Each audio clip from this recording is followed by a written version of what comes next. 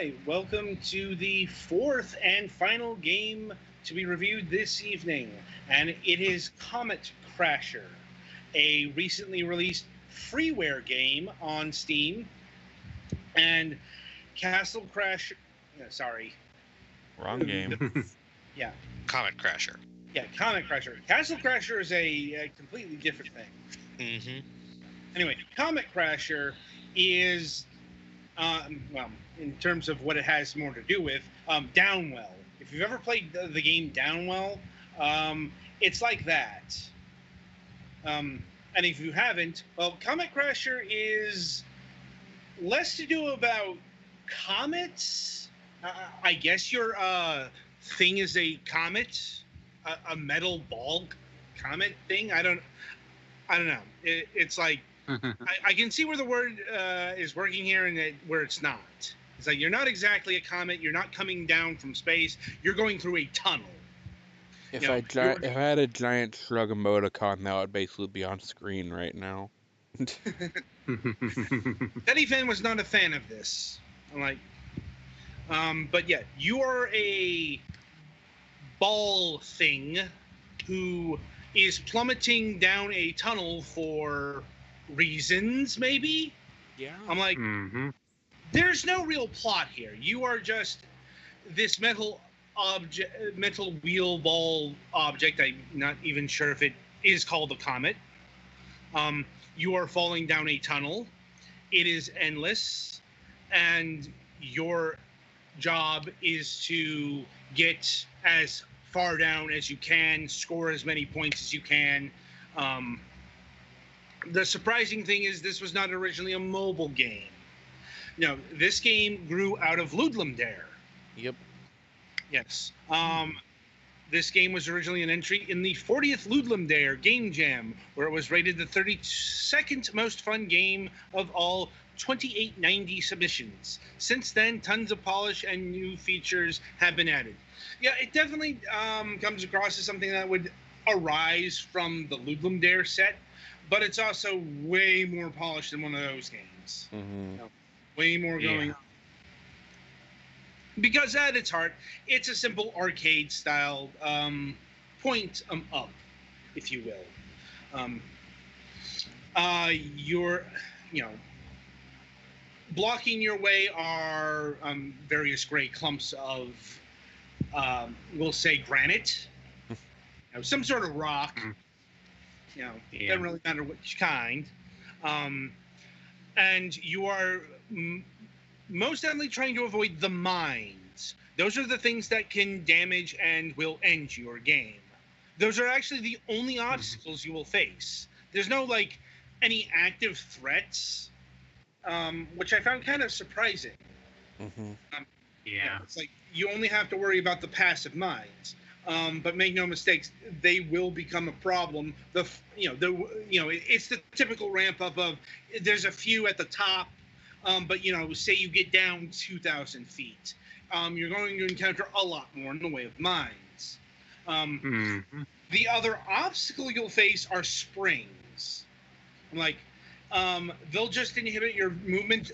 They'll just send you back up. And the other thing that you are doing, in addition to shooting mines, gravel, and all that stuff, is you're keeping up your multiplier. And the way you do that is by staying in the air, or, staying in the air, falling. Like, if you hit the ground, whether it be the gray or the indestructible caution round, your multiplier will drop by a bit of a point, because one of your attacks, as it were, is to collide with the material and it'll dissipate. Not advisable to do on a mine, because you'll take damage. You can hit the caution blocks if you want to / need to. Yes. But the object is, you want to stay airborne / fallborne. I think I just invented the word there. As long as possible. And to aid you, there are various power-ups. Your regular shot you have unlimited ammo, but you only have a holster of about 12 shots in a row, and those can go pretty quickly. Like, and it's like the strategy here is to pump out weight, but if you're constantly hammering, you're going to be shooting a lot slower. Mm. Yep. Like, And but there is also recoil with your shots. Yes, which is a tactic for getting out of some tight spots, especially if you're trying to preserve your multiplayer. Assisting you are various power-ups like rapid fire, wide shots, laser, which makes your cannon much more powerful, explosive shots, boulder, which generates like 3 boulders, and you shield, which a lot of these are self-explanatory. I think there might be some other ones I'm missing there. The trailer showed like a rainbow gun of some kind that you might get deeper down. And you can get about like 3 power-ups at once. And they are destructible. Like if you explode a mine near one, it'll blow up the power-up and you won't get it. Like some of them are infinite ammo, like rapid fire. Some of them, like wide shot, still have the regular ammo constraints on them, and you will use you will use them. I hesitate to use the word strategically because there's a lot of chaos in this game. Well, and also it looks like from the trailer the power-ups can be stacked. Yes, up to 3 power-ups, but you can also get too many power-ups. And those power-up, many of your those power-ups will fizzle out right then and there. Mm-hmm. Like, also the tunnel itself, all the objects, it's all procedurally generated, so it'll be random every time. No memorization required or wanted. Music's pretty okay. One of those things that's not really sticking in the mind, but I remember enjoying it. And as mentioned, this game comes completely free. You can go download it now, though there is an option to pay the creator if you wish. If there is a $3.99 option for the Comet Crasher Awesome Badge, quote unquote, buy me coffee. So if you want to donate $4 to the developer, you can do that. So regular price ratings do not apply. Is this worth a free download? Absolutely. I'm like, I had a really wonderful time with this one. In fact, I enjoyed this more than some games you would have to pay for that we have reviewed this evening.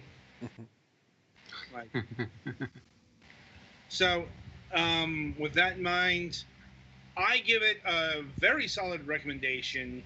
Quite addicting, and it's like it's also something that didn't really feel like it could fit on a mobile device, but didn't feel like it was born there, which is always nice.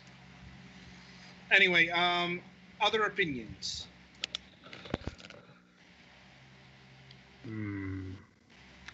I thought it was alright. It's one of those I'd like on something mobile, like, phone, 3DS, maybe Switch, something like that. Yeah, sometimes surprised wasn't on mobile either. It'd be right at home and be good for time waster, and it's fun. Yeah. All right then. So that'll about do it for Comet Crasher. If you want to play it, be sure to pick it up right now. And yeah, that'll about do it for this installment of the Fragments of Silicon Reviews. The week ahead. So coming up on Wednesday, February 27th, we will be slated to have David Oshry of New Bloods Interactive. Still hasn't gotten back to me, but he's been in New York the past week, so hopefully like tomorrow or Tuesday.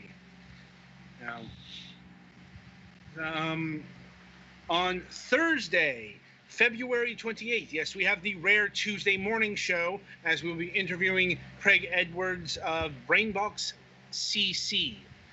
He recently introduced us in our Discord about his game, and we'll be talking about it. Not sure if we'll get the codes in time. Probably ask him about that tomorrow. And coming up on Friday, we do have a multiplayer session. Been a while since one of these, as we will be showcasing off Artillery Globe.